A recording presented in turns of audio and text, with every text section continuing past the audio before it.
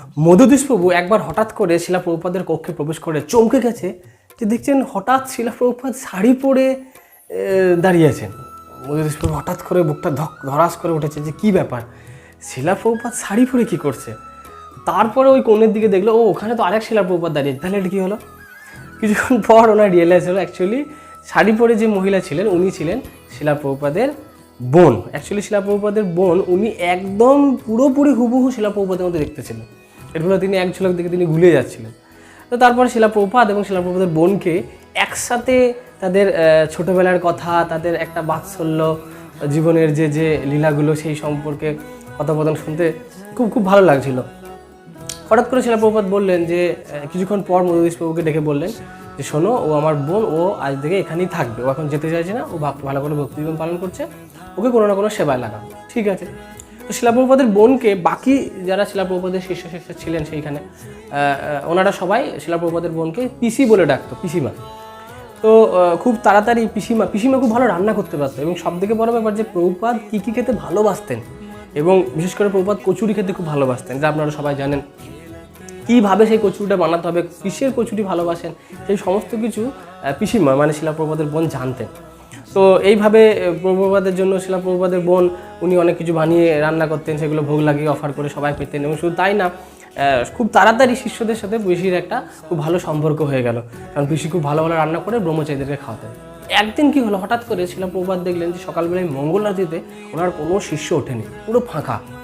শিলা প্রভুপাদ যদি মঙ্গল আরতিকেও মিস করতো, শিলা প্রভুপাদ খুব রেগে যেতেন, খুব ক্রোধ হতেন উনি। হঠাৎ করে তিনি মধুদীশ প্রভুকে ডাকলেন যে কী ব্যাপার, মঙ্গল আরতিকেও আসেনি কেন। তো মধুদীশ প্রভু বললেন আসলে শিলা প্রভুপাদ আপনার বোন মানে পিসিমা কালকে রাত্রে অনেক ভালো ভালো সুস্বাদু কচুরি বানিয়েছিল এবং সমস্ত ব্রহ্মচারী সেই সুস্বাদু কচুরি অনেকগুলো করে খেয়ে নিয়েছিল। এর ফলে সেই কচুরি পেয়ে ওনারা সকালবেলায় উঠতে পারেনি। মানে হয় না, আমাদের রাত্রে যদি আমরা ভারী খাবার খাই তাহলে সকালে উঠতে অলসতা লাগে, তো খেতে পারি না, আমরা উঠতে পারি না।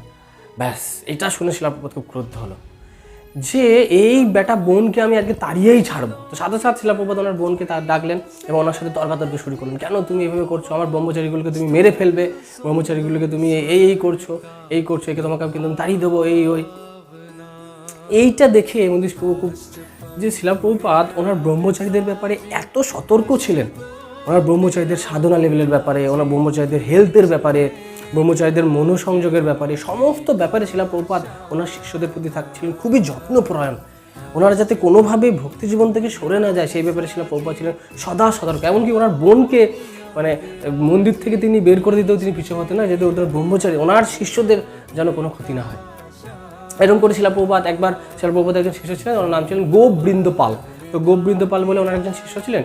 তো উনি শিলা প্রভুপাদকে আবার জিজ্ঞেস করলেন যে শিলা প্রভুপাদ আমরা যে বুক ডিস্ট্রিবিউশন করি, এই বুক ডিস্ট্রিবিউশনের সময় আমি একটা নতুন আইডিয়া পেয়েছি। শিলা প্রভুপাদ কী আইডিয়া, তো আমরা যদি একটা অভিনয় করি, যেমন ধরুন একজনকে আমরা দাঁড়িয়ে রাখলাম রাস্তার মাঝখানে, ওকে অভক্তের বেশে অভক্তের পোশাক পরিয়ে দাঁড়িয়ে রাখলাম, আর আমি বই নিয়ে গেলাম এবং ওকে মানে যেখানে সব ভিড় থাকবে আমি ওখানেই ওই অভক্ত দাঁড়িয়ে থাকবে, মানে অভক্তের বেশে ভক্তরা দাঁড়িয়ে থাকবে, আর আমরা বই নিয়ে যাবো এবং ওনাকে বোঝাবো, ওনাকে বোঝানোর স্টাইলে আমাদের উদ্দেশ্য হবে বাকিদেরকে বোঝানো। তো এটা কি উচিত হবে?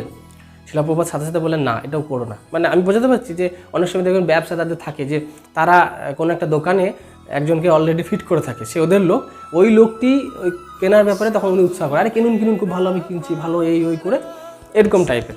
তো শিলা প্রভুপাদ সাথে সাথে বললেন না, এরকম করো না। আমাদের ভগবদ্গীতা প্রভুপাদ সাথে সাথে শেখালেন যে আমাদের ভগবদ্গীতা বা পুস্তক বিতরণের উদ্দেশ্য হচ্ছে কৃষ্ণ ভাবনাময়ের প্রচার। তো আমরা যদি নিষ্ঠাবান হই, আমরা যদি ঐকান্তিক হই, প্রভুপাদ হৃদয়ে হাত রেখে বললেন যদি আমরা ঐকান্তিক এবং নিষ্ঠাভাবে আমরা যদি সৎ হই এবং আমাদের উদ্দেশ্য থাকে কৃষ্ণ ভাবনাময়ের প্রচার, তাহলে কৃষ্ণ আমাদের হৃদয়স্থিত যে জ্ঞান, সেই জ্ঞান প্রজ্বলিত করবে। বুক ডিস্ট্রিবিউশনে কোনো ধরাবান্ধা নিয়ম নেই যে এটা বলতে হবে ওটা বলতে হবে, ভগবানই তোমাকে রেসিপ্রোকেট করবে কী বলতে হবে, কোন সিচুয়েশনে কী বলতে হবে, যদি আমরা নিষ্ঠাবান হই।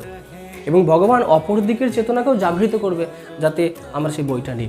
তো তার মানে বোঝা যাচ্ছে যে শিলা প্রভুপাদ কখনো কোনো রকম নেগেটিভ বা কোনো রকম কোনো ছলনাকে আশ্রয় করতে চাননি। বুক ডিস্ট্রিবিউশন আমাদের লক্ষ্য ঠিক আছে, কিন্তু সেখানে কোনো রকম ছলনার আশ্রয় হবে না। এই ছিলেন আমাদের জগৎগুরু শিলা প্রভুপাদ। জগৎগুরু শিলা প্রভুপাদ কি জয়। হরে কৃষ্ণ।